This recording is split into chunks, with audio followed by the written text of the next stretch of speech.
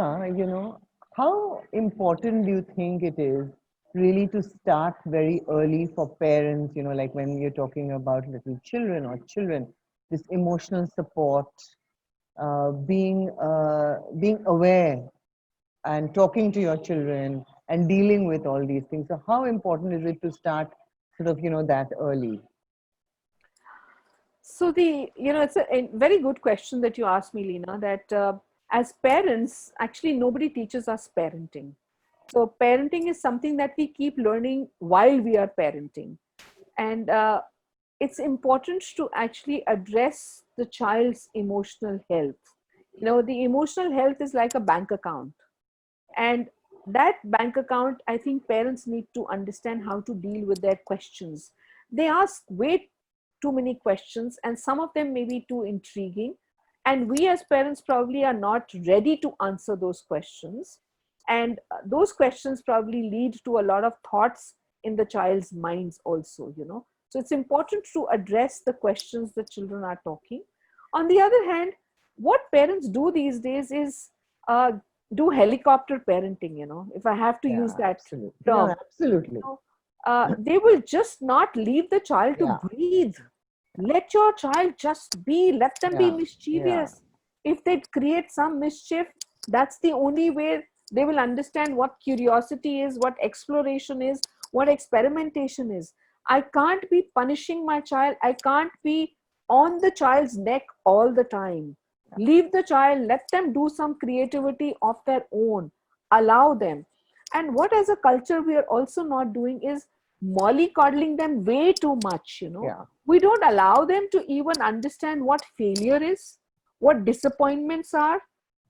That's when the child is not able to understand how to take on challenges in their Mm. life. When there is an adversity, what do I do? So that, how do I bounce back when there's a problem? That's where the problem is happening. So we need to begin as early as possible and not wait for the child to come into pre-teens and then start talking about many issues. Yeah, thanks. Yeah, because what's happened, this helicopter parenting, as you're saying, sometimes I think I find especially a lot of helicopter moms, Hmm. what they are doing is all the things that they didn't achieve, whether it was playing the piano or tennis or this or that. They're constantly like putting the kids, as you said, create their own creativity is very Hmm. important. And at the same time, this pressure, this constant pressure on children, perform, to do well in sport, if you do well in this, if you do well in studies, there's so much focus on studies and performance and excellence. So how does that work? What should parents do? I think let's stop expecting so much from our children. When we create so much of expectations from our child, the child also starts expecting too much from himself or herself. And that balance then starts getting disrupted. The child is not able to deal with it. Stop comparing your child with somebody else's child. That comparison creates a problem. And don't think that I need to get my child to do dancing, music, sport, padhai, everything. It's not possible. What am I aiming at?